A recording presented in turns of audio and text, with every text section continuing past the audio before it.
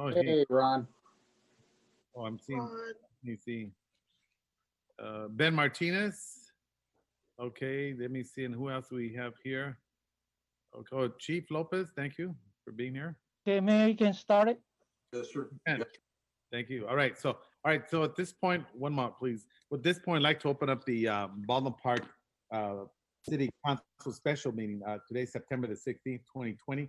The time is 5:09. So at this point, I will ask Madam Deputy City Clerk if we received any communications to be read. Roll call. No, hold on. Do we have any? No, Mayor, we do not. We do not. All right. So at this point, I believe someone interrupted there. Sorry, Mayor. I will go ahead and ask for roll call. Madam Deputy City Clerk, thank you. Thank you, Mayor. Councilmember Avila. Here. Councilmember Ayala. Here. Councilmember Garcia. He will be with us momentarily. Mayor Pro Tem Hernandez. Present. And Mayor Lozano. Present. I just saw where it says Monica Garcia to all panelists. I'm here. She is with us. All right. So thank you very much. So at this point, I will read the agenda that we have on for the study session, which is we have the closed session, which will be the Vision Zero presentation presented by Sam Gutierrez, Director of Public Works. And then we'll have the review of affordable senior housing development design proposed by Retirement Housing Foundation, Inc., presented by Ben Martinez, Director of Community Development. Then we'll recess to the public employees pursuant to Government Code 54957, position the police chief. Item 2, which is a conference with labor negotiators. Excuse me. And item 3, conference with legal counsel existing litigation. Item 4, real property negotiations pursuant to Government Code 54956.8. Then we will go over to item 5, which is the conference with legal counsel, anticipated litigation, significant exposure to litigation pursuant to paragraph 2 of the subdivision D of Government Code section 54956.9. So we have an extensive little agenda that we will be going through. So at this point, I'll go ahead and give the mic over to the first presentation, and I believe that our host there will be Mr. Sam Gutierrez. Mayor, I also just wanted to mention that we do have Housing Authority and Finance Authority today. Yes, well, that's for the City Council. Yes, thank you. Yeah. Thank you very much. Appreciate that, Legal Counsel. Yeah, good evening, Mayor and City Council. So we've put together a brief presentation to be presented by David Diaz from Active SGV. And the presentation is about Vision Zero, which is a movement that has a strategy to eliminate all traffic fatalities and severe injuries, while at the same time increasing life, safe and healthy and equitable mobility for all users. There is a resolution on tonight's regular meeting agenda to adopt a Vision Zero policy and to develop an action plan. So David will explain more in his presentation, and if you have any questions after that, we're here and happy to answer. So David? All right, thank you. This is Mr. David Diaz. That's correct. Thank you very much. David, is he there? Yeah, thank you, Sam. And good evening, Mayor and City Council. My name is David Diaz. I'm the Executive Director of Active San Gabriel Valley. If you recall, we're helping or have been organizing the Bike-Friendly Business Program out in Baldwin Park. I'm seeing many of you in and around town at many of the community events. We can go on to the next slide. A little bit about us. As you know, we're a place-based organization focused on Eastern Los Angeles County, the San Gabriel Valley, and we're dedicated to creating a more sustainable, equitable, and livable San Gabriel Valley. We're just headquartered here, neighbors of yours in the city of El Monte. Next slide. And so I really want to applaud the city of Baldwin Park for considering this effort to pass the Vision Zero resolution tonight. I think it's the first step in getting to zero traffic fatalities. Historically, we've seen that this is an approach taken by larger communities. Again, your neighbors, the city of El Monte, have also adopted a Vision Zero resolution, but we really see this absent in many smaller communities. And so I really want to thank you all for considering this. As illustrated here in the presentation, this is an initiative to eliminate all traffic-related fatalities.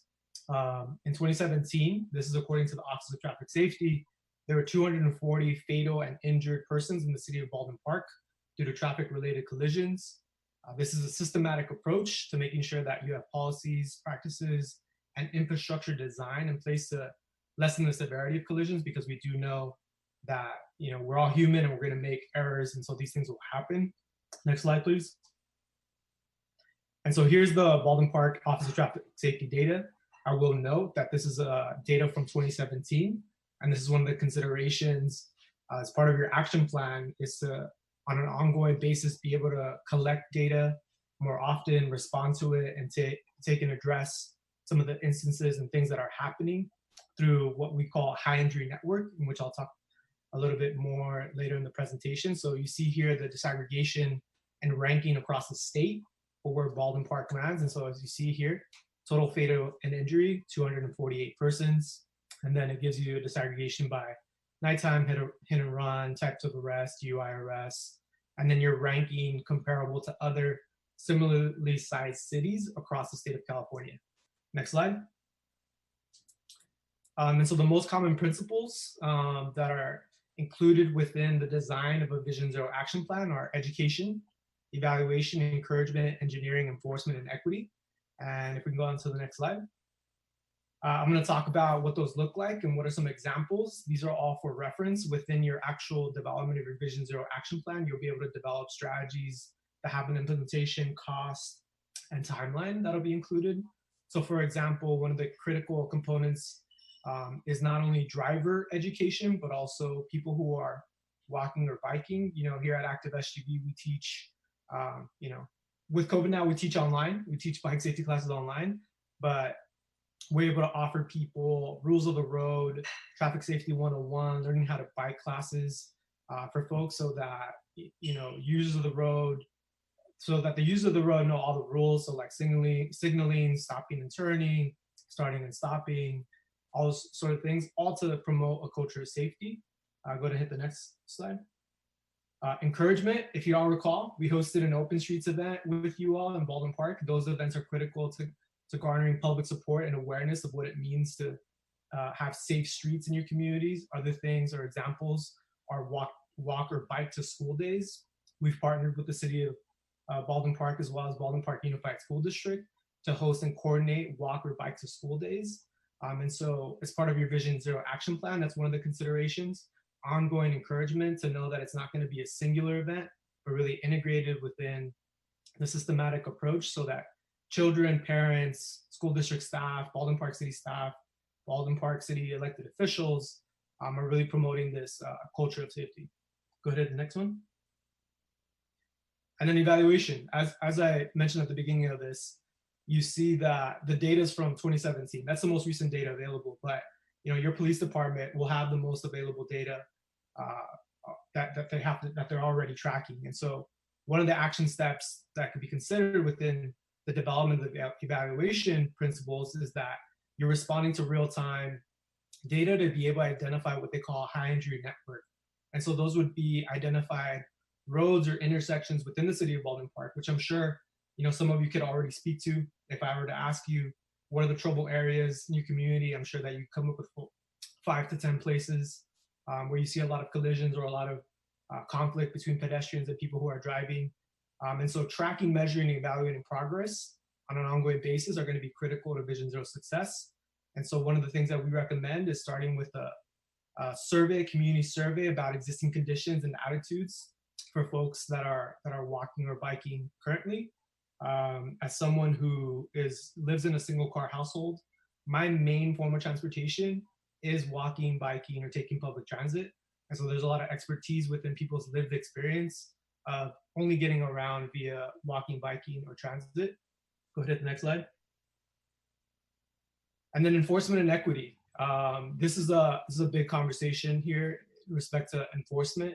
One of the things that I do want to highlight or uplift is that we've seen that increasing enforcement could exacerbate injustices and increase distrust in the community. It seems punitive And so we're offering some other strategies the city could consider, specifically looking at other Vision Zero plans that have been developed. In Denver, these are some of the recommendations that have come out from their Vision Zero plan. So instead of in-person traffic enforcement, focus on street design improvements, which you're going to see in the next couple of slides, some of the engineering things that actually lead to better safety for people who are walking and biking. Automated speed enforcement along the high entry network and along school routes. So, with automated speed enforcement, this is not subjective to a human being, but it's, if you're going above the speed limit, it's going to be recorded, and then offer a diversion program. So at Active SGV, we're currently partnered with the El Monte Courthouse, and we're working to expand it to the West Covina Courthouse, so that if you're cited or ticketed for illegally riding your bike on the sidewalk or riding the wrong way, these folks are offered via the courthouse an opportunity, similarly to if you were ticketed driving a vehicle, to attend an Active SGV class at no cost to that person for a reduced fee or forgiveness of the ticket itself. And so that's a way that we're not being punitive towards people who may not be familiar with the rules of the road, may have a language barrier or other, so that again, it's not seen as punitive, but really promoting a culture of safety and building trust among community. Go ahead, next slide. And then engineering. These are some of the pictures that I want to show you all that are a little fun to look at. And so starting from left to right, you can see like why speed matters. The driver's field of vision narrows at higher speeds. And so you see one at 15 miles an hour, one at 20, bottom left corner, 25 miles an hour. And then at 30 miles an hour, you see what they see, right? And keep the size of the circle in mind as we go onto the next slide, to see why this is important. So now someone's traveling 30 miles an hour, and we know that here from this statistic that almost 45% of drivers read a text or send an email while driving. And so distracted driving in this time and age is becoming very, very dangerous for people who are walking, biking out on city streets. And so if they're going 30 miles an hour and they're texting or emailing, you can imagine how perilous that is for folks who are walking or biking that don't have the same buffer as someone that's in a vehicle. And then to your right of the screen, you'll see what they call a refuge island or pedestrian island. So when you have large or wide roads, you want to be able to provide as many mid-block crossings as you can in the event that people with disabilities or children or people that are more vulnerable aren't able to get all the way across with the allotted time, that there's a place for them to not be in the middle of the street. Go ahead and hit the next one. And then here you have other engineering aspects, which Sam and John are really great about, abiding by the complete streets policy and making sure that these designs are included. These will be central to having a successful Vision Zero approach. Again, infrastructure is really key. So here you have a pedestrian activated warning beacon. So the flashing yellow lights that provide additional warning to drivers that a pedestrian is crossing the roadway. Left turn signal phasing provides a green arrow for left turning vehicles, so stopping conflicting vehicles and pedestrians. And then one of the more low cost approaches that people can take are these LPIs, these leading pedestrian intervals, also known as early walk. So here you go. Research suggests that a nearly 60% reduction in pedestrian vehicle crashes can be achieved by adding these lead pedestrian intervals. And so these are, with respect to some of the other infrastructure costs, one of the more cost-effective things or solutions that the city could do immediately. Go ahead, hit the next one. And then roadway lighting. Lighting is always a concern for safety. Lighting can make all the difference in a community. Separated bikeways. They provide physical separation between bicyclists and traveling motorists. That picture is actually taken from your neighbors over in Temple City. If you ever got a chance to ride up and down Rosemead Boulevard. Curb extensions, as you see here, this person is walking across the crosswalk, and there's gutter, and then the curb extension, also known as a bulb out, again to shorten the crossing for pedestrians. What you find is that if you develop or or design streets that are wide enough, 12, 14 feet, for cars to travel faster, guess what? They're going to be traveling faster. And so it's really important to narrow lanes to be able to slow things down so that, pedestrians and other people who are not in a car are traveling safely. Go ahead and hit the next one.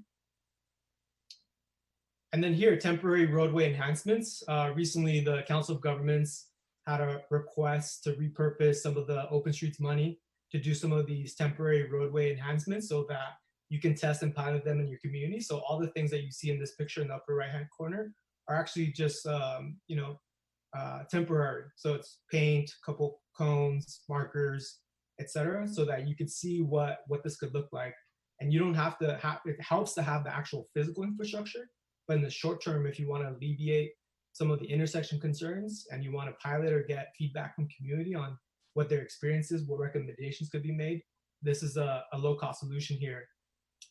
And then one thing that I'll also point out here is that another short-term approach that you all can take. See how there's like red curb painting all along on the intersection here?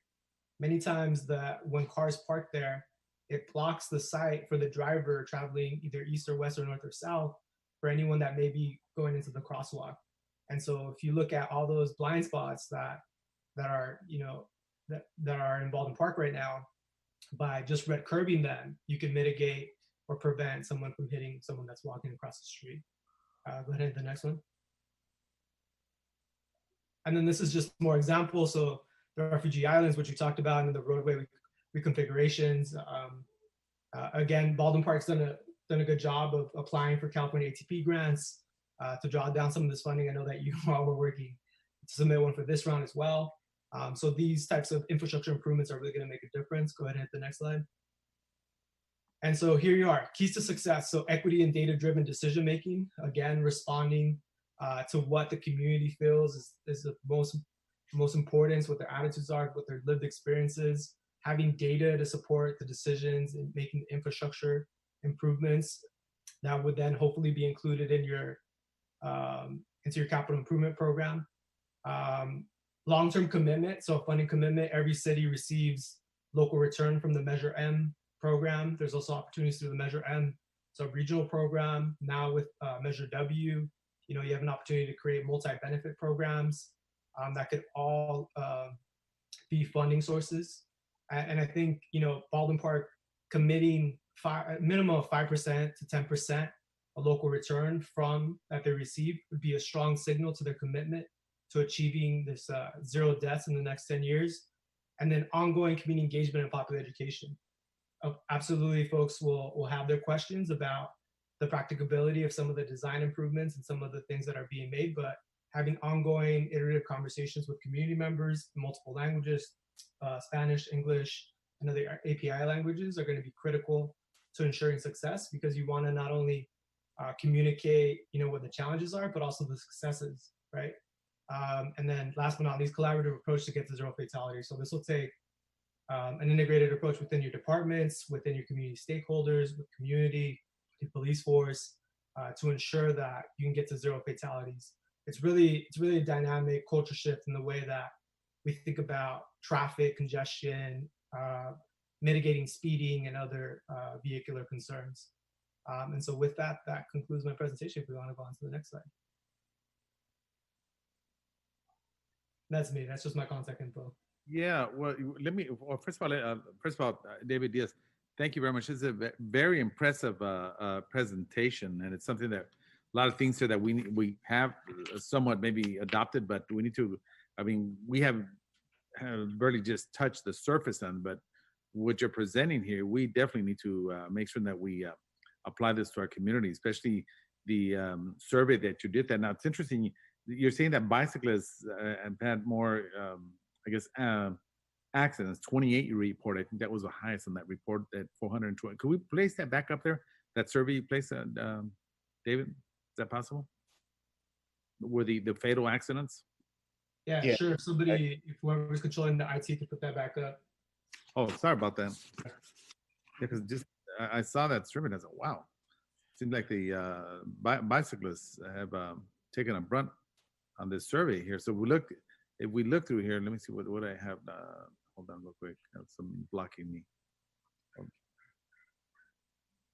Yeah, so what you're looking at is the total number of people who are biking, which is 27. But if you see like, it's one of them is bicyclists under 15 years old, that's 7. And so comparatively to the rest of the state, 10 out of 106 is quite high, Baldwin Park ranks top 10. So, again, it's like how much infrastructure, one of the conversations we always have, Mayor Lozano, is, we build bikeway networks or we build class 2 bike lanes, the ones with, the paint on the floor. But really, after the paint or after that one bike lane, where do people go, right? They go right back into absent infrastructure, into the roadway. And so it's not consistent. And so if you were a driver and you only had 1 mile to drive on a paved road, right, where would you go next, right? You kind of go off road. And it feels like that a little bit for people who are biking without proper infrastructure. Yeah, you know what? Yes, exactly. And I definitely hear. I actually like that survey. Before I go on, David, I just want to acknowledge and thank Vice Mayor Paul Hernandez for bringing this up, placing this on the agenda, because it really gives you a whole caption of the community and the areas that we need to concentrate to assure that pedestrians are safe in the community. There was a little conversations about Main Boulevard and how's that become from a 4-lane street to a 2-lane street. Well, guess what? Now you don't have competition where 2 vehicles are speeding, headed towards West Covina or the opposite way, because that was definitely known as a drag race area. But thank you for the presentation. Excellent data. Council members, anyone else? Mayor, it's Monica Garcia. Yes, it's Monica Garcia. Hi, David. It's Monica Garcia, council member here in the city. Thank you for your presentation. And I wanted to ask you, so we embarked on the Complete Streets and Safe Routes to School initiatives years ago. And, there was a lot of planning involved, a lot of community input, a lot of the features that you just described in your presentation. And we targeted a corridor, which is Main Avenue, and that's what the mayor was referencing. Yes. And we recently completed the improvements. So I wanted to ask you about Vision Zero, and I am aware of Vision Zero and its goals and objectives. I'm just wondering how it's different from Safe Routes to School, Complete Streets. Does it enhance that and make it, just a more wider approach in the city? Is there more funding for Vision Zero at this time? I mean, what are your thoughts on that? Just so that I can understand. Or does it all fall in the same bucket and it's just moving forward, we're going to be, trying to draw down concepts and funding for Complete Streets, Safe Routes to School, and now Vision Zero. So help me understand that a little bit. Yeah, hello, Council Member Monica Garcia. It's great to connect with you.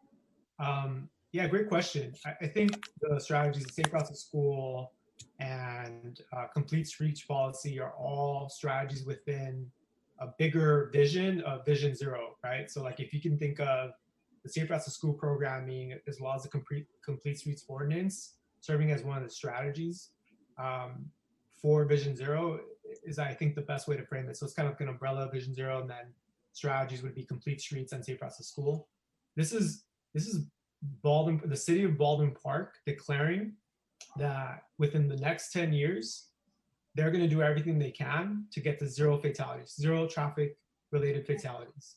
I think that's the biggest kind of highlight. It's kind of like you're making a declaration or your mission and the strategies in which you're going to achieve that are through enacting Safe Routes to School programming, Complete Streets ordinance, which is some of the design guidelines that are being set forward.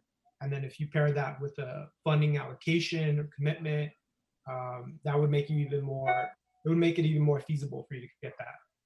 It just kind of fortifies the package. Commitment to traffic safety. Okay, got it.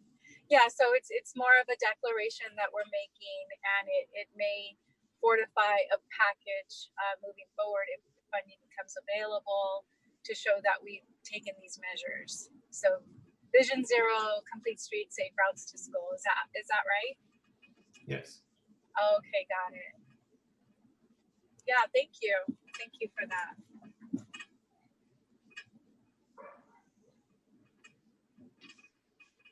Mr. Mayor? Yes, Vice Mayor Hernandez.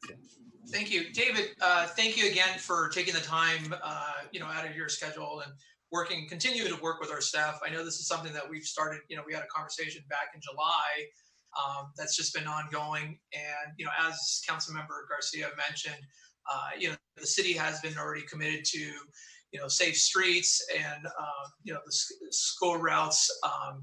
But as you eloquently pointed out, the Vision Zero is the overarching strategy or mission, as you stated, that really makes a commitment from our side, and I mean from the city and also from our staff to be able to ensure that within 10 years the goal is to not have any type of traffic fatalities and even injuries, in our city.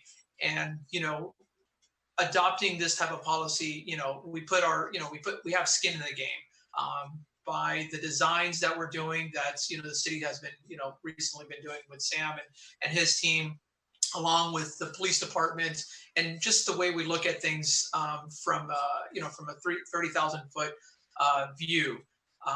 And of course, incorporating the school district and of course your organization. I think it just sets us up in a direction in which our city will continue to be improving for a very pedestrian friendly and pedestrian usage city that we have and population. We have a lot of young individuals riding their bikes. We have a lot of young individuals walking in our streets, and of course some of our elderly folks. And one of the things that this kind of came about was having traffic officers, cross guards at schools, and it's something that we pay for ourselves. One of my goals and hopes is that in the years to come, the parents and the students that are using those intersections don't feel that they have to have a crossing guard at those intersections, because again, the city has taken necessary steps to make it safer and make them feel safer in those areas. So regardless whether there's a crossing guard or not, it improves that area for pedestrian usage. So again, thank you for everything that you've done, David, and your team, and of course the ongoing efforts that the council's been doing for the last several years before today. Thank you, Mr. Mayor. Thank you. Any other council members? Yeah, it's Monica Garcia again. David, I also wanted to mention, I'm sure that you're aware that we've applied for funding for a quiet zone and along the Metrolink, station. I think there are 2 sites, and the main one is at Pacific, and near City Hall. It's off of Pacific, and I think it's Bogart. But that certainly factors into this, and so like Vice Mayor said, it's an overarching declaration, and so I think that it would be important to include those efforts because they are unique to our city. We do have a Metrolink station, and unfortunately we've had fatalities because of the Metrolink, and there have been at least 2 or 3 individuals killed, unfortunately. So that would certainly factor into this. And I don't know if if we need to do that this evening and including that, or what we need to do, but just wanted to mention that so that it's accounted for in this overarching vision. Yeah. Well, first of all, thank you all for doing the quiet zone. As someone who used to live right by the Armani Metrolink station and being woken up constantly, in the middle of the night with a loud metro or freight train horn, I mean, it makes all the difference, you know, for quality of life for residents within, you know, nearby proximity of the Metrolink station. So thank you all for doing that. And I think that you know, the quiet zone itself, in order for it to be qualified, you have to make certain infrastructure improvements that signal that, you know, it's safe. And so again, that's like an infrastructure change that'll curb behavior, mitigate, you know, potential deaths in the future. And so Vision Zero will really cover, you know, all traffic related deaths, which include Metrolink within the city of Baldwin Park. Okay, great. Well, thank you. Yeah, thanks so much for the presentation. It's definitely where we need to go as a city. Absolutely. And we've been, you know, we've been making progress in the infrastructure enhancements, and so we just need to keep at it and enhance what we've already, you know, implemented, and grow that so that more neighborhoods in the city, you know, can benefit from these types of concepts and you know, infrastructure improvements. So thank you. Thanks for leading us in this. All right, anyone else? All right, if not at this point, Mr. David Diaz, thank you very much. And once again, thank Vice Mayor Paul Hernandez for bringing this to the agenda. All righty, so at this point, and also Sam Gutierrez, thank you very much. Let's get going with this homework. All righty. Yes, sir. Thank you. Yes, sir. Absolutely. All right. So at this point, we're going to go over to I have the right one. Okay, the review of affordable senior housing development design proposed by Retirement Housing Foundation, Inc. So at this point, we'll have Mr. Ben Martinez. This is a very nice project, by the way. It will actually mark our, let me see, our fourth senior housing, I believe. Thank you, Mayor and City Council. It's Ben Martinez, Community Development Director for the city. Yes, it's my pleasure to present this project to the Mayor and City Council this evening. The project is an affordable senior housing development consisting of 54 units. It's located just right across the street from the Metrolink transit stop at 14513-519 Central Avenue. And the project has about 1,400 square feet of ground floor space on it. The project is being proposed by the Retirement Housing Foundation. They're with us tonight, and their architect as well. The project, we're very happy to be working with them. It's the first time they've developed in our community, but this organization has a lot of experience building senior housing around the nation. Essentially, they've done a lot of projects, and so they're very experienced. And we're feeling with affordable housing, it's never an easy task. There's so many pieces to the puzzle. But I feel confident that with this developer, we're going to make it across the finish line and start to see this project under construction, you know, even possibly next year sometime, 2021. And that would be great. Tonight, we are just talking about essentially the overall design. And I want to let the Mayor and Council know that planning staff led by Ron Garcia is already had many discussions with the architect and the developer regarding high quality architecture. We even pointed out, the mayor made comments about some of the multifamily buildings that he has seen in Monrovia and Pasadena. And when you look at this project, it looks like it can fit into any type of high quality community. And that's exactly what we want here in Baldwin Park. The project will require a density bonus and 3 deviations from our zoning code. That's the floor area ratio, the lot coverage, private open space. And these deviations that we allow through the density bonus law are given because the project is affordable. That's the law nowadays at the state levels, that you provide affordable housing, you get to deviate from the code so that this affordable housing project, which is urban and serving lower income folks can fit into the community, and we can get a high quality project on a very small lot. This is a very, very small lot. So the project is being, it will be processed by planning staff. And we need to remember that because of the density bonus law, the city cannot require discretionary approvals. So essentially tonight is to get the council's input on the design, and then have the architect work with that input and see what they can do. The project will be exempt from the CEQA process and only requires ministerial approval. So the CEQA process is also not applicable. And we've checked all this out to make sure that we're doing everything right with the city attorney. We had a memo drafted from the project's attorney. It was reviewed by the city attorney. He concurs with this process. It's a very expedited process, and that's what the state of California wants. They want to encourage affordable housing like we do locally. So this density bonus laws encourage expediting these projects, making the process faster and easier. So we're doing everything we can to get this thing moving forward as quickly as possible.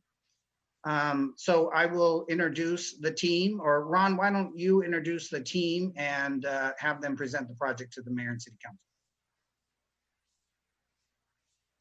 Perfect. Thank you, Ben. Good evening, Mayor, Council, staff.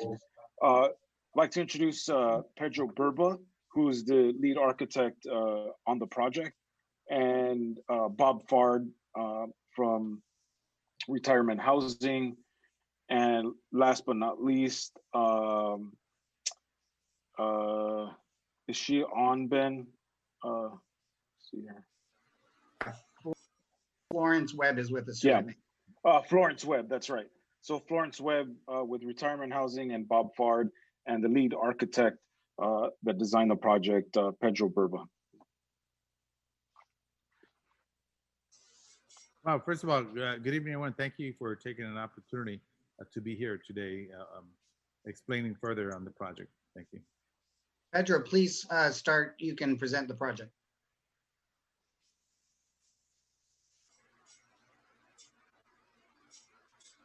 Pedro. So this is Bob Fard with Retirement Housing Foundation. Thank you, Ben and Ron and Mayor and council members. My name is Bob Fard with Retirement Housing Foundation. We're a nonprofit organization founded in 1961 that has since grown into 197 communities, most of which are affordable for seniors. We've been working on this project with staff for about the last 2 years. So you know, we've got a good sense of the downtown specific plan, as well as the kind of character and flavor of what the city wants to see at this site. And we understand it's going to be one of the first projects here on the other side of the tracks, both figuratively and literally. I'm not sure. I guess our architect may not be on. I know there was some confusion earlier on today, but I'm just going to go ahead and present this thing the best I can. We all assumed that he was going to be on tonight. So with your permission, I'll go ahead and get into some of the design aspects of the building, as well as some of the considerations that we had to give, and the concessions that Ben mentioned earlier that we were asking for as part of the affordable housing bonus. Because we have such a proximity to the local train stop, we're allowed certain concessions beyond just the regular density bonus, one of which would be no parking. Us being a affordable housing developer that keeps all of our buildings, we own and manage everything that we build. We don't sell and leave town. So you're kind of stuck with us for the long run, but we are pretty good neighbors. As far as this building, our operations department wanted to make sure that we do have parking because even though the law allows us not to have parking, we find most of our senior buildings require parking of some sort, whether it's caretakers, family, or a lot of times the seniors themselves. And so the first floor is mostly parking of the parking structure. As Ben mentioned, there's going to be about 1,400 square feet of commercial space that will be at the corner, roughly across from the train stop itself. So we thought that was a good opportunity to put in some retail and try to activate, if you will, that corner. There'll probably be some traffic, as time goes on. This will be a more used space, and we think at some point a commercial space in that area will probably be successful. It is consistent with the downtown specific plan, and that's the main driver really of putting the commercial space in that area. On the other side of the lot, you'll see that we have the basically the lobby and the entrance area for the building.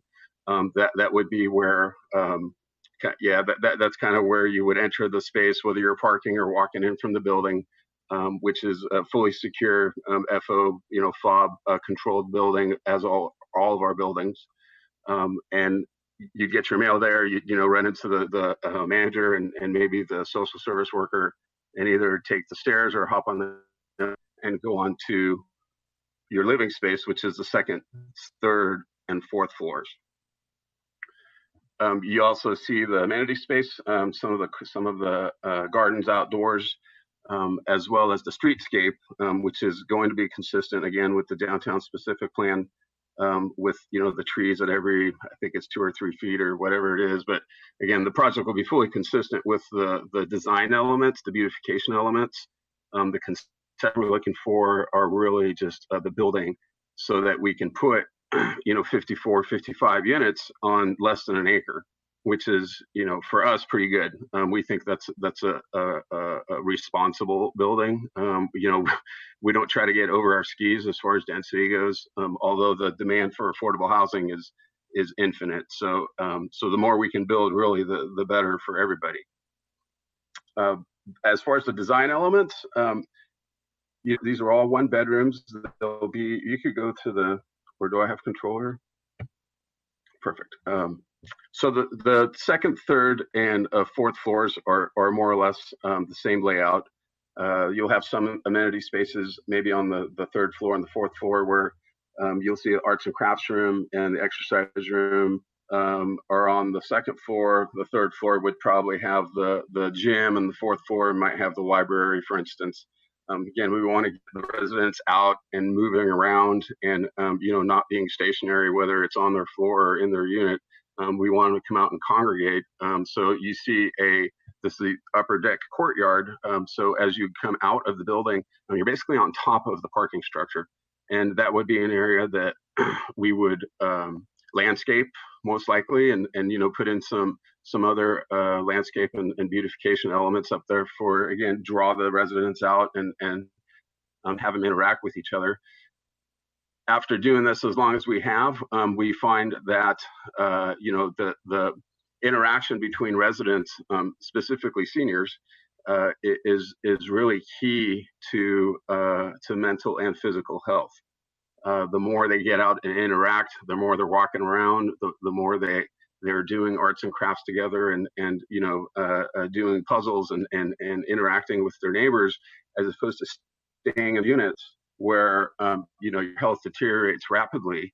Those are the kinds of buildings that we want to promote, is to get them out of their units and outside and interacting with everyone. So we go on to this next slide. Yeah, so that would basically be the view from, say, the bus stop, if you will, right out front from the metro station. That's the retail area on the ground floor. You have 3 floors of living area above. You don't have a flush stucco siding, right? This is some of the elements we picked up from the neighbor town in our multiple site visits. A lot of these facades are reliefed and not monogamous, right? So So we did the breaking up of the siding so that you don't have, one big monolith, and, you have some shading and some angles. It lends itself well to kind of the nouveau redevelopment that we're really looking for, again, on the other side of the tracks. You see the street beautification and the downtown, again, that's going to be consistent with the downtown specific plan, and the widening of the street, widening of the sidewalks, the parkways, and the streetscape, the landscape along the street. So that is the Juliet balconies is something that we as an organization like. We originally had regular balconies on there. We find that those become problematic in owning these buildings forever. Literally, all these problems we address in these buildings as we move forward. And one of those we find was these the balconies that end up causing problems, whether it's 20, 30, 40 years down the line, they cause problems. And so we find that what we call Juliet balconies, which are kind of these facade balconies you see, which, still open to the outside and you get fresh air, but it doesn't really cantilever outside, out from the building. And so that's an element that is really more practical than anything, but it does add a pretty good, breakup of the monotony. So that's kind of it in a nutshell in the project. We're still kind of going through the fine tuning, but it is, going to serve seniors making between 30% and 60% of AMI. The amenities we talked about, there'll be a workout gym, audiovisual room, the outdoor gardens. We intend to tap into the HUD financing, as well as other funds and sources that we've been able to cobble together in the last 2 years that we've been working on this potential project, which, again, if I didn't mention it, Ben and Ron and all the staff have been really great to work with. They really understand the importance of these types of projects, which, again, the demand for these is infinite. We couldn't build these fast enough or dense enough and have a vacancy. The lines are always, a mile long. We usually end up closing these waiting lists, and it becomes a lottery system in getting a lot of these people in there. So that's about it as far as the building design. There's one more slide, Bob. Bob, you have one more slide. There you go. Yeah, sure. Okay, yeah. So this would be the top rendering would be if you're standing at the LA County yard right across from this site, more or less, and the photo below, or the rendering below, would be kind of right past the other end of the building, if you will, right past the storage yard, the LA County storage yard. Again, grip of it's not a one big monotonous stucco block. We're going to have different types of siding and facades. Again, you see a breakup of the tone and the texture really well in the bottom rendering. I think the sidewalks are actually going to be wider than what we're showing there, if I read the downtown specific plan correctly. But I think these give a really good general overview of our intent for what the building's going to look like.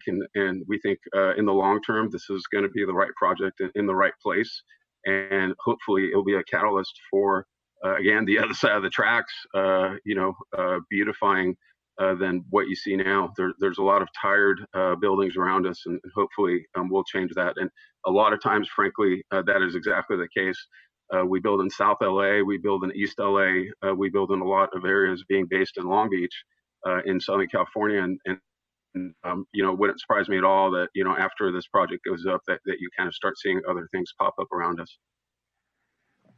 Thank you, Bob. I'll just end the presentation by saying that this project starts to push the boundaries of the discussions we're having as we update our downtown specific plan, and it meets many of the goals and ambitions that we're talking about. Not to get too far ahead of that process, I know it's just started, but this is the kind of process that will pioneer the new downtown plan, and we're definitely looking at that area for expansion, the downtown specific plan, possibly to expand more in that area. And then lastly, we are working with the developer to look at public assistance, the the council authorized staff to produce a project-based voucher, a request for proposals, and this will allow us to help finance the project. We're looking to provide possibly project-based vouchers that the developer will have permanently at the project for the low-income seniors. And that's very similar to the type of project across the street from City Hall. They also have project-based voucher type of assistance. Thank you. We'll take any questions or comments, Mr. Mayor, City Council. Thank you. Thank you. Council members, to share any input? Mayor? Yeah, is that Council Member Monica Garcia? I see you in the dark somehow. Yes, that's me. So I do have a question, or a few questions. So what are the deviations from the code? We talked about the floor area ratio, and what were the other two? Anyone? Bob, I'm sorry, Ron? Yes, Council Member Garcia. The deviations that are being requested are FAR lot coverage. The other is common and private open space area. And lastly, the minimum residential floor areas of the units as allowed under the state density bonus. Okay, and that was going to be my next question is, what are we looking at in terms of the size of each unit? I can speak to that. Perfect. Oh, Pedro's on with us. Sorry about that. There was a little technical difficulty. Pedro. Yes, I've been on, but I was muted. Great job, Bob. Hello? Go ahead. Hi, yes, go Pedro. ahead. Go Go ahead. ahead, Pedro. Okay, so one of the financing vehicles for this project is federal 202 funds and from HUD, and HUD has some lengthy requirements relative to the housing that they will finance, and the unit square footage is limited to 500 square foot, 540 square feet for a one-bedroom apartment. And that lines up with the requirements of TCAC in the state of California. What was the square footage you said? It's 540. Okay, thank you. And is that for one bedroom? That is one bedroom, correct. All right. And Pedro, how many units? It's the project is 55 units. It's 54 one bedrooms and 1 2-bedroom manager's unit. Oh, okay. Okay. And so that's one of the deviations and why we're asking for less than what the code would allow for a one bedroom. And Monica, just so that way, just give you a little more for reference. So they're proposing for a one bedroom, the under that zone for mixed use, it requires 700 square feet for it to be a one bedroom unit, and the deviation is 200 square feet. Yeah. Okay. I see. And then when we say that it doesn't require discretionary action, so it doesn't need to go to the Planning Commission or to the City Council? That is correct, based on state density bonus law. Based on the criteria of the way that this project is being proposed, given that it's 100% affordable, and also to add that it's in a half mile of a major transit center. So if you can check all those boxes, essentially allows the developer to come in and submit for ministerial approval. So does not, essentially to answer your question, does not require Planning Commission or City Council discretionary approval. Okay, so even more the reason why this presentation is important, so that we can provide any input right now. And I did have a question about the design. What is I didn't see the commercial. If we can bring back the rendering, if we could bring that back on the screen. Thank you. So I see that in the front, there's like something projecting out. What is, can somebody help me understand that? Yes, that is supposed to be a shading device. It's like a trellis. Okay. And is it going to project It's out quite a bit of feet? It's going to project just enough to take the sunlight off of the glass on the retail. We have that here on the corner, and we also have it at the residential entry at the opposite end of the building. Okay. Is there any rendering that shows it more, you know, from the side so that we can see, get a clear view of how it projects out? I mean, and it looks like it's going to be just kind of like a box, like a rectangular box that's being projected out. So is everybody on the council okay with that? I mean, it looks nice. Council members?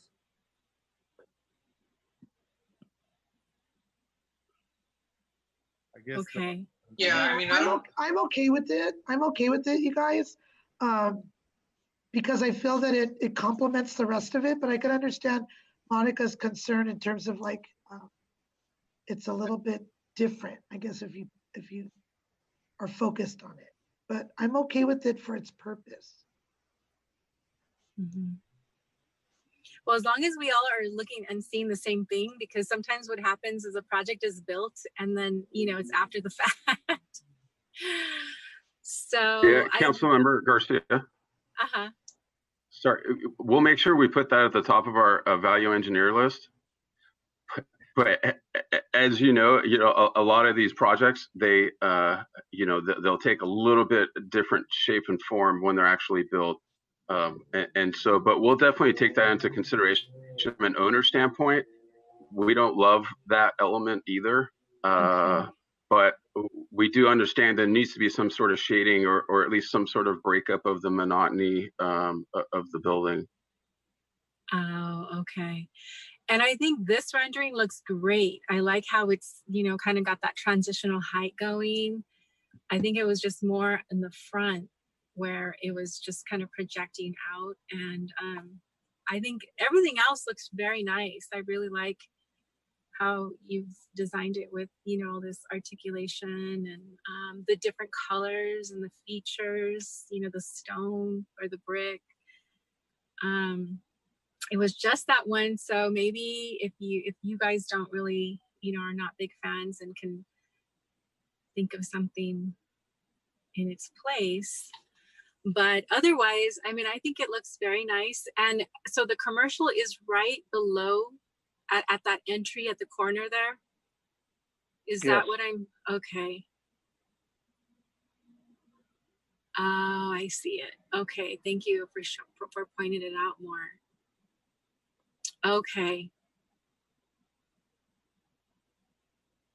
And that's basically right across from the metro stop, if you will. So, the thought being there is when you get to your stop, or when you're getting off your stop, maybe that's a potential to pop your head in there and grab a coffee or a sandwich or a bottled water. I don't know, but that was kind of, that's the audience we're trying to capture, because I don't think people are going to be driving to this area just to hit this retail spot, right? It's not really on Main and First. Yeah, that's a nice little feature, especially for those wanting to grab a coffee in the morning and, you know, maybe a bite to eat, things like that. So I like that. That's a great addition to the project. So otherwise, I think it's beautiful. It looks really good. All right, Councilman. I have a question. Yes. Yes, and I know that in the courtyard area, what do you plan on doing there? Are you putting benches? What are you doing there for the residents? Yes, we will. We will have benches, and there is also on the lower level, there is an actual vegetable garden also. Oh, okay. Where is that exactly? If we have the slide of the first floor plan, there is a landscaped area that is accessible from the elevator lobby. It's I would call it the northeast corner of the site. And we would have raised planters so that the seniors could do hobby gardening. Okay. And then I know you said you will have different activities. Do you have a calendar for them that they come down on certain days? You have certain activities planned for them, or is they just randomly come to the activity areas?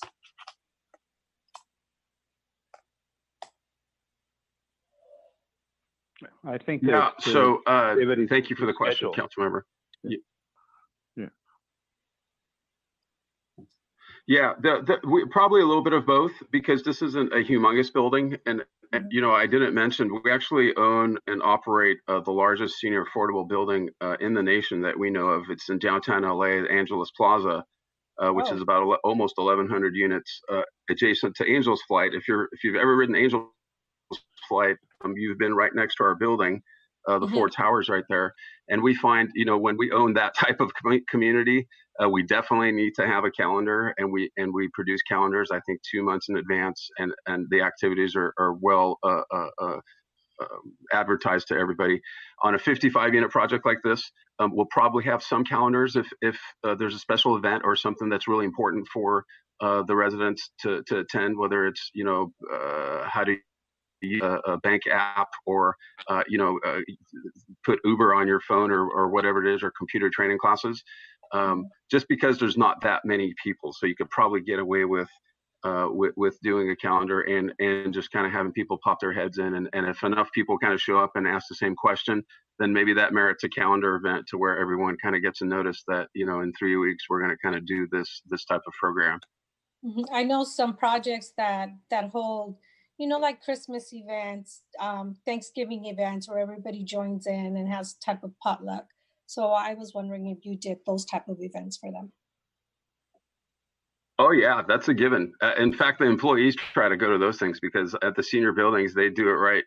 And we always have a community kitchen, you know, and so again, we want to get everyone out and interacting with each other. And yeah, those potlucks, whether our social services coordinators or the management managers set up, the residents end up setting those up themselves. So so that really works out. As long as you give them a venue to interact and come out and socialize, those events and things end up happening. I really with like the senior fact, buildings, not necessarily. Yeah. I like the fact that you're keeping them engaged and busy, because you're right. A lot of them may just want to stay indoors. Some of them may not have anybody coming over to visit. And the fact that you guys are engaging everybody, I think it's great to keep them busy and motivated. I like the rendering, and everything looks really nice. Thank you. Thank you. Thank you. Appreciate it. Thank you. Mr. Mayor? Yes, Vice Mayor. Thank you. You mentioned that the square footage for these units are approximately 500 square feet, give or take? 540. 540. Is it possible to, you know, eliminate one unit to be able to expand on these units a little bit more? Because, you know, what's 540? Is that like 23 by 25 by 24 by 24 or something, or 25 by 23? In this case, they're about 22 by 25, something like that. Got it. And just out of curiosity, the other build outs that we have, maybe, you know, Ron will know this. What about the facilities across the street that were recently built? How big are those right now? And even the De La Cool ones across?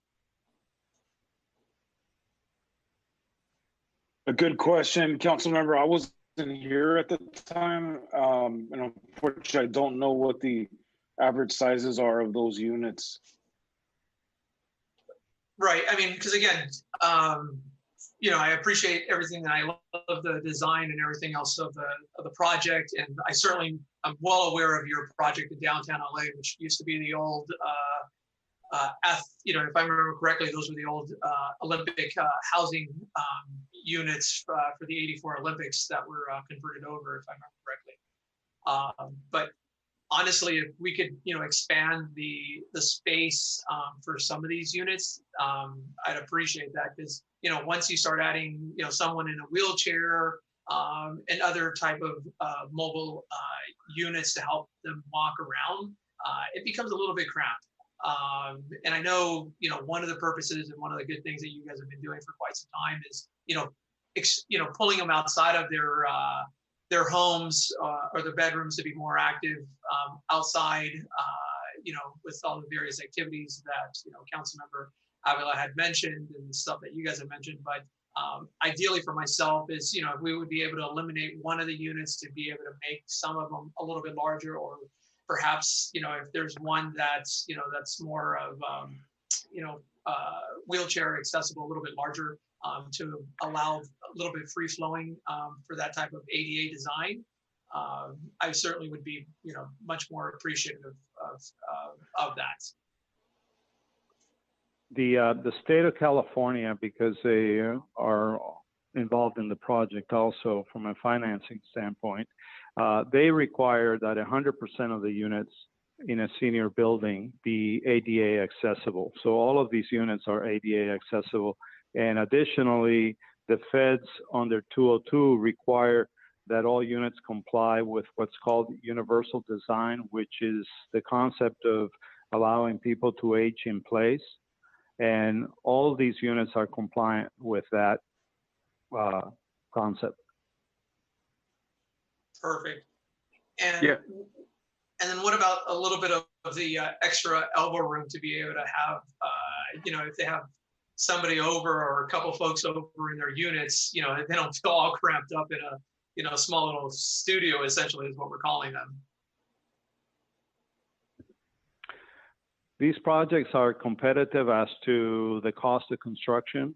And so inevitably, any increase in square footage is an increase in cost. Yeah, and if I can add to that, that's a great point, Pedro and Mayor Pro Tem. I appreciate the question. Actually, I think it's a very responsible question. As what are you guys building in my town, and why is it so small? I'll be honest with you. This new density bonus law, actually, because we're within a half mile of that train stop, allows us, believe it or not, unlimited density, which automatically triggers micro units. Again, as long-term owner developers of these buildings, we don't want micro units. We don't want to do what they're going towards in Hawaii and some of these other areas where they don't have real estate. There's only one solution to this affordable housing now crisis, and that is to go micro units and to go up as much as you can. But again, that's a whole different ball of wax for a company like us. That's not how we build and how we manage and operate. And so, that is a consideration that we have. And we found that, going back to Pedro's point, for every dollar we spend on these units, it's not like a market rate developer where we get to charge an extra 10 cents a foot because now they have more elbow room. That's just more cost that we have to absorb because that rent is fixed.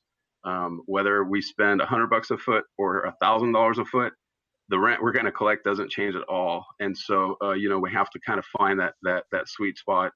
And frankly, 540 is actually a pretty fair square footage for affordable housing in today's marketplace, at least. This is Florence Webb with RHF. Let me just add something. We're looking at this as being a HUD 202 funded project, and HUD will not allow us to have unit sizes any larger than 540 square feet. And we across the country, we've built many of these, and we have excellent design teams, and you would be amazed what they can put into and how comfortable these 540 square foot one bedroom apartments are. They do an excellent job, and Pedro's doing that. So we have good design teams all over the country that does that, but we are limited by HUD, unfortunately, to only have 540 square feet. Thank you. The council members wishing to add anything? Let me just first of all, thank you very much for doing the presentation. Several concerns for me on this project. First of all, Ben, explain to me. So I know we have several other similar projects that are coming through, this one doesn't have to go to CEQA, doesn't have to go to the council, doesn't have to go to the planning commission. So basically, it gets built regardless of what we want because they purchased the land. Am I correct in that, or am I wrong? That's essentially the case, Mr. Mayor, but not because they bought the land, whether it was their land or even our land. As in the case of some of the other projects, it still is the same entitlement process. Now, if we own the land, we're going to enter into a development agreement to exchange the land, and we can put conditions in that regard.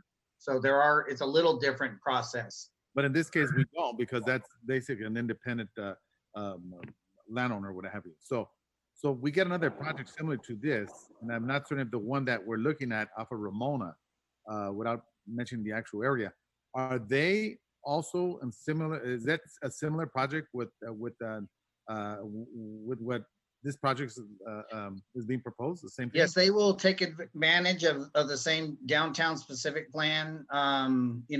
Benefits, the density bonus, and so forth. Yes. So it is. In other words, it's the same. It's the same application through HUD.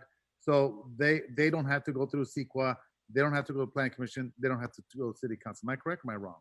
The one proposed on Ramona. You know which one I'm talking about? Yes. Yeah, on the north end, yes. Northwest. Yes. Very similar, Mr. Mayor. There might be some slight differences, but I will say very similar. Yes. The only concern long-term in Baldwin Park are these type of projects because we have limited, and I appreciate, we need it. We obviously need it, especially for the seniors, but the mere fact that the city has very limited power over the say-so of it is definitely a concern for me. 540, that's a very small space for anyone, but of course, yes, the density bonus and so on and so forth that they're talking about, I understand that part. My concern is not having, these projects that are being built overnight because there is a lack of housing. We know that 3.5 million is being requested throughout the state of California. So that's gonna be interesting regarding this project here.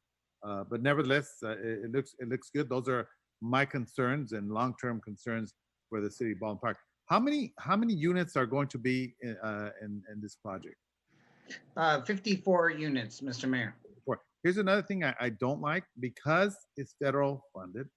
The disadvantage here for the city of Baldwin Park, and I've said this over and over, is that it is open for anyone throughout the county or throughout the state for that matter. So it's a major disadvantage. We're building this type of facility. I want Baldwin Park residents, but we can't have that. So there's no guarantee that all 54 units are going to be occupied by Baldwin Park residents. So those are the disadvantages that we have.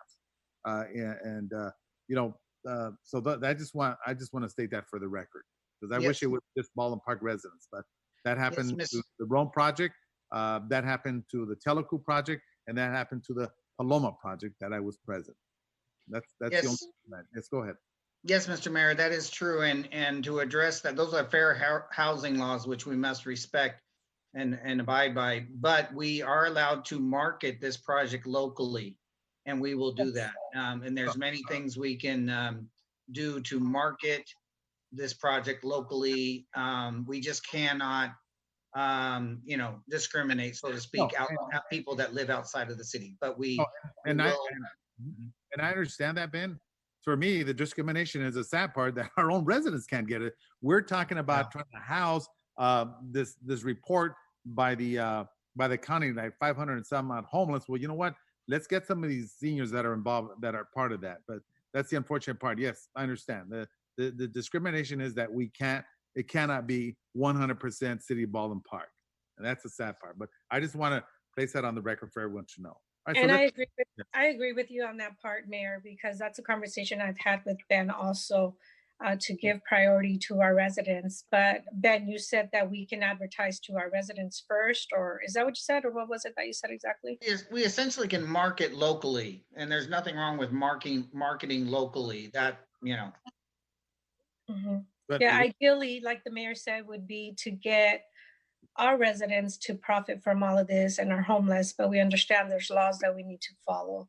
maybe someday that law will change and we can do that, or every city, because we're not the only city with this problem. But the rendering is nice. It is small, yes, but they are following all the guidelines. Thank you.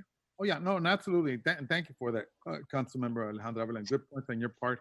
I guess my concern and my frustration is that, you know, these new projects are good, but they're not really benefiting the city of Baldwin Park in general. But nevertheless, it's what it is at this point. We're going to move forward. So thank you very much for the presentation. And Mayor, what we had done in the past, and we can probably do in this case, is we prepared the marketing notifications, and we sent those out to Baldwin Park residents first, so that hopefully they could be the first to get in line for the project. And we'll work with the developer to do that again. Now, out of curiosity, so is that done on a lottery basis? Can someone answer that, please? It probably will, Mr. Mayor. Yes, there's so much demand that it usually ends up being a lottery. So the goal is to try to get as many local Baldwin Park residents to apply so that there's a better chance of housing local people through the lottery. But it definitely will be a lottery, because for 54 units, I've seen thousands, 2,000, 3,000 applications. Definitely. And I'm sure the developer has too. Yes, and I've seen that with those other senior projects that we have here. The unfortunate part, the good portion of that didn't go to local residents because of the lottery. But again, I understand there's laws that are involved there. I personally think they're unfair to cities, especially like the city of Baldwin Park. This community is no different than others, but we have a very high necessity to be able to house some of our homeless and some of the individuals that are not just can't make it out there on their own. But nevertheless, we could be on that all night. At this point. Okay, Mayor. Yes, Councilmember Monica Garcia. I just want to, based on the comments that you just made, I do have a question for Ben, and it's regarding the funding, so that we know moving forward, if we wanted to create housing that is more available, accessible to our local residents, would we be able to do that using city funds? Or even with city funds, because they're public funds, we wouldn't be able to create, that ability to kind of pick and choose. That's correct, council member. The latter of what you said. So even if we had our own funds instead of federal funds to complete a project, we would still be required to go through the lottery process, and that's really open to the public. Yes. Okay. Well, it's good to know. I mean, on the positive side of this, you would hope that some of our residents will be housed, but this could also be a catalyst project for some of the development in the area, or redevelopment. Yeah. It would be sorry about that, council member. Go ahead. Yeah, and perhaps that would be a benefit for the neighborhood moving forward. Changing up the uses, especially along the Metro Link. And right now, I think they're more industrial, like they're light industrial, if I recall. So this could serve as a catalyst project for that, for further redevelopment. And then I think at that point we might have more discretion of what projects come in, because it would probably just be private at that point, not affordable housing. So just adding a little something, side note of the benefits. All right. And that could contribute to our economic development plan. So, I mean, tell me what you think, Sam. I'm sorry, Sam. Ben, would you agree with that? Yes, I do. We're at the beginning in our downtown plan development. We do have the Rome project. But this and the other projects that we have slated is going to be the catalyst for more projects, not just affordable, but hopefully market rate. Yeah. And that's going to present a lot more opportunities and a lot more potential for economic growth. So we want to encourage all of it. I think that's the plan, but we want to do it wisely. We want to do it though in a carefully, in a plan very carefully, so that at the end of the day, this one project looks great in that overall downtown development vision in that specific plan, and that's the idea. Right. Okay. Thank you. Thank you, Councilmember Monica Garcia. Anyone else? If not, at this point, I want to thank the presenters, and thank you very much, Ben Martinez, for the presentation. Thank you. All right, so we're going to go on to the next. Thank you. Thank you very much. Okay, my battery on my Mac is about to run out, so I'm going to step over to where Ms. Councilmember Ayala's at, and then I'll hook up to my phone after. All right, thank you.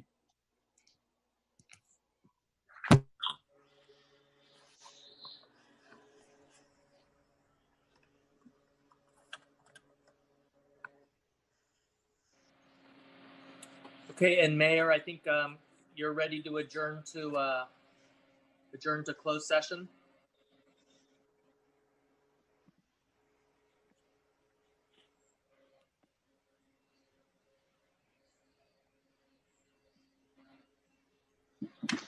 Your microphone's off. I think the mayor just stepped away. He said his phone, something about his phone. He did just step away, but he said we were going to adjourn to closed session. Oh, okay. So we're going to adjourn? Yeah, everybody can log off, and then those involved in closed session can log into that meeting. Thank you. Thank you.